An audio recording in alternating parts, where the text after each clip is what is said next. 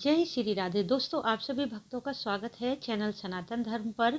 आज है वैशाख शुक्ल पक्ष की द्वादशी, जिसे परशुराम द्वादशी कहते हैं।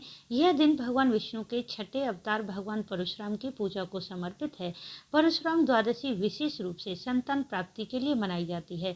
यह पर्व धर्म की स्थापना, अधर्म के नाश के प्रतीक के रूप में भी मनाया जाता है। आज की वीडियो में जान लेते हैं कि परशुराम द्वादशी की कथा क्या है। हिंदू धर्म पुराणों में उल्लेख मिलता है कि परशुराम द्वादशी के दिन भगवान शिव ने परशुराम जी को पृथ्वी पर बढ़ रहे अधर्म का नाश करने के लिए दिव्य फरसा अस्त्र प्रदान किया। मान्यता है धरती ने अपने पर हो रहे अत्याचार से रक्षा करने के लिए भगवान विष्णु से विनती की। इसके फलस्वरूप उन्होंने अक्षय तृतीया के दिन ऋषि जमदाग्नि और रेणुका के पुत्र परशुराम के रूप में धरती पर जन्म लिया। आगे चलकर परशुराम ने भगवान शिव की घोर तपस्या की थी और उनकी तपस्या से प्रसन्न होकर भगवान शिव ने उन्हें फरसा प्रदान किया, जिससे उन्होंने हैहय वंशी राजाओं का संहार किया।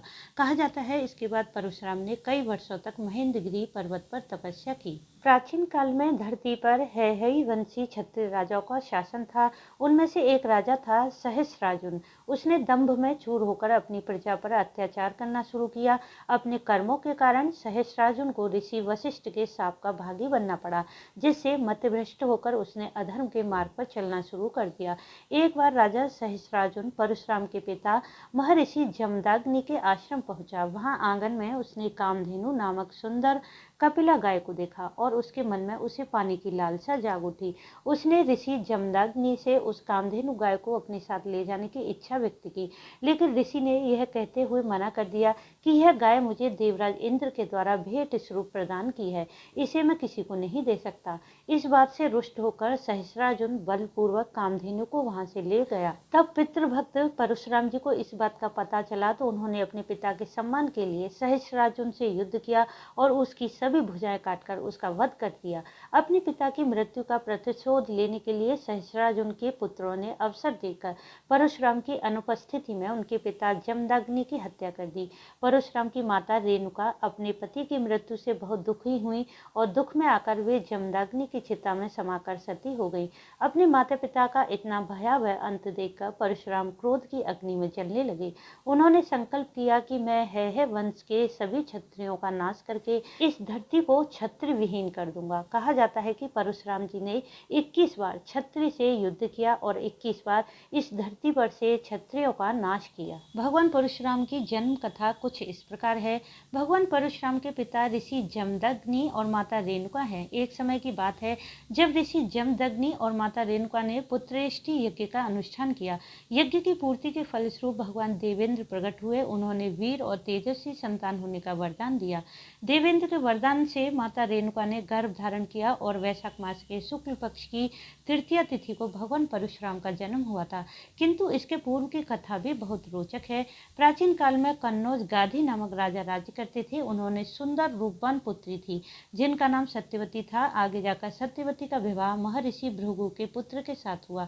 विवाह के पश्चात महर्षि भृगु ने अपने पुत्र वधु को आशीर्वाद दिया और मनोवांछित वर मांगने को कहा।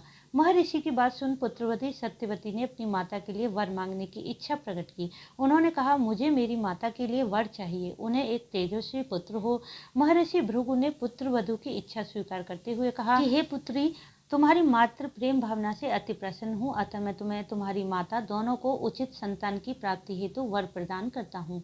उन्होंने वर के साथ साथ 2 चरु पात्र भी पुत्रवधु सत्यवती को दे दिए और कहा कि ये पुत्री, जब तुम और तुम्हारी माता ऋतु स्नान कर चुकी हो तब तुम्हारी माँ पुत्र की इच्छा लेकर पीपल का आलिंगन करना और तुम उसी कामना को लेकर गूलर का आलिंगन करना। फिर मेरे द्वारा दिए गए इन चरुओं का सावधानी के साथ अलग अलग सेवन कर लेना। यहाँ जब सत्यवती की माता को यह पता चला कि महर्षि भृगु ने पुत्री सत्यवती को उत्तम संतान प्राप्ति के लिए चरु पात्र दिए हैं, तो माता ने उत्तम पुत्र होने की लालसा से अपना चरु अपनी पुत्री के चरु से बदल दिया। चरु बदले जाने से अनजान सत्यवती ने अपनी माता को दिए हुए चरु का सेवन कर लिया। यह बात महर्षि भृगु ने अपनी योग शक्ति से ज्ञात कर ली। महर्षि भृगु पुत्रवधू सत्यवती से मिले और उसे सारा वृतांत कहा और कहा कि पुत्री, तुम्हारी माता ने तुमसे छल किया है और तुम्हारा चरु बदल लिया है। अतः मेरे आशीर्वाद से तुम्हारी संतान ब्राह्मण होते हुए भी क्षत्रिय जैसा आचरण करेगी और तुम्हारी माता की संतान क्षत्रिय होते हुए भी ब्राह्मण जैसा आचरण करेगी। तब पुत्रवधू सत्यवती ने महर्षि भृगु से प्रार्थना की कि भले ही मेरे पौत्र का आचरण क्षत्रिय हो, किंतु मेरा पुत्र ब्राह्मण का ही आचरण करने वाला हो। इसी के चलते सत्यवती के गर्भ से महर्षि जमदग्नि का जन्म हुआ।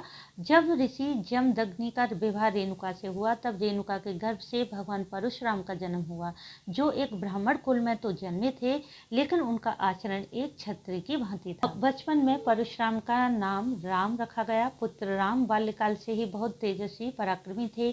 महर्षि भृगु के कथनानुसार राम का आचरण क्षत्रिय का था। उन्होंने प्रारंभ में महर्षि विश्वामित्र और ऋचिक से विद्या ग्रहण की। किशोर अवस्था आते आते अस्त्र शस्त्र विद्या ग्रहण की। परशुराम जी के बाल्यकाल की एक कथा आती है। एक कथा के अनुसार जब गंधर्व राज चित्ररथ अपनी अप्सराओं के साथ गंगा तट पर आए, वन में विहार कर रहे थे, तब हवन अनुष्ठान के लिए जल लेने आई रेणुका के नेत्र उन्हें देखकर आसक्त हो गए और वह कुछ क्षण वहीं ठहर गईं। देखते देखते हवन काल समाप्त हो जाने पर ऋषि जमदग्नि अत्यंत क्रोधित हुए और उन्होंने दंड स्वरूप अपने सभी पुत्रों को माता रेणुका के वध करने की आज्ञा दी। पिता की ऐसी आज्ञा सुनकर सभी भाई विचलित हो गए। पिता जमदग्नि ने जब अपने पुत्रों को अपनी आज्ञा का उल्लंघन होते हुए देखा तो बहुत क्रोधित हुए। ऐसे में अपने पिता के तपोबल से प्रभावित होकर पुत्र परशुराम ने अपनी माता रेणुका का शिरोच्छेदन किया और उन्हें बचाने हेतु आए अपने सभी भ्राताओं का वध कर दिया। जब पिता जमदग्नि ने सारा दृश्य देखा तो अपनी आज्ञा का पालन होते हुए देख वह पुत्र परशुराम पर बहुत प्रसन्न हुए और उन्हें वरदान मांगने को कहा। तभी पुत्र परशुराम ने अपनी माता समेत भाइयों को पुनः जीवन दान देने की इच्छा प्रकट की और उनके द्वारा उनका वध होने की स्मृति को नष्ट कर देने को कहा। जो भी निसंतान दंपति हैं, उन्हें परशुराम द्वादशी पर भगवान परशुराम का विधिवत पूजन करना चाहिए।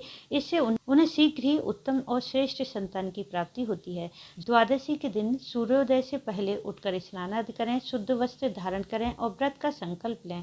घर के मंदिर में चौकी पर पीला वस्त्र बिछाएं, भगवान परशुराम या भगवान विष्णु की मूर्ति या चित्र स्थापित करें। गंगा जल या शुद्ध जल से मूर्ति और चित्र को स्नान कराएं।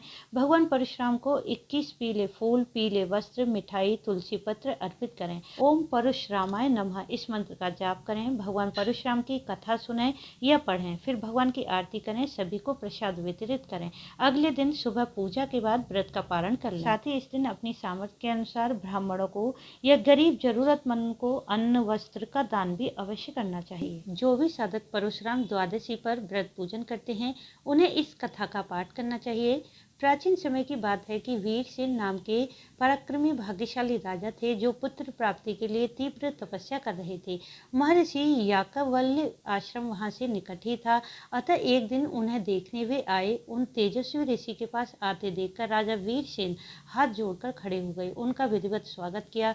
तत्पश्चात याज्ञवल्क्य मुनि ने पूछा, धर्मज्ञ राजन, तुम्हारे तप करने का क्या प्रयोजन है? तुम कौन सा कार्य करना चाहते हो? राजा वीरसेन ने कहा, महर्षि, मैं पुत्रहीन हूँ, मुझे कोई संतान नहीं है। दुर्जवर, इस कारण तपस्या द्वारा अपने शरीर को मैं सुखाना चाहता हूँ। याज्ञवल्क्य जी बोले, राजन, तपस्या में बड़ा क्लेश उठाना पड़ता है, अतः तुम यह विचार छोड़ दो। मैं तुम्हें अत्यंत सरल उपाय बताता हूँ, उसे करने से तुम्हें अवश्य पुत्र प्राप्त हो जाएगा। फिर उन्होंने उस यशस्वी राजा को इस वैशाख मास के शुक्ल पक्ष में आने वाली परशुराम द्वादशी का व्रत बताया। पुत्र की अभिलाषा रखने वाले राजा वीरसेन ने पूर्ण विधि के साथ इस व्रत को संपन्न किया। फलस्वरूप उन्हें राजा नल जैसा परम धार्मिक पुत्र प्राप्त हुआ, जिन पुण्य श्लोक राजा की कीर्ति अब तक संसार में गाई जाती है। जो साधक यह व्रत करता है, उसे सुपुत्र तथा जीवन भर विद्या, श्री और कांति सब सुलभ हो जाती है और परलोक में उसे सुख होता है। और वह कहता हूँ, सुनो, इस व्रत को करने वाले व्यक्ति एक कल्प तरु अप्सराओं के साथ आनंद करते हुए ब्रह्मा जी के लोक में रहते हैं। फिर जब पुनः सृष्टि आरंभ होती है, तब वे चक्रवर्ती राजा होते हैं और 30,000 वर्षों की उन्हें लंबी आयु प्राप्त होती है। तो दोस्तों, यह था वैशाख महात्मन का 28वां अध्याय, जिसमें आपने वैशाख शुक्ल पक्ष की द्वादशी अर्थात परशुराम द्वादशी की कथा सुनी। इसी तरह की वीडियो प्राप्त करने के लिए वीडियो को लाइक और शेयर अवश्य करें, साथ ही चैनल को सब्सक्राइब कर लें। वीडियो अंत तक देखने के लिए आपका धन्यवाद। राधे राधे।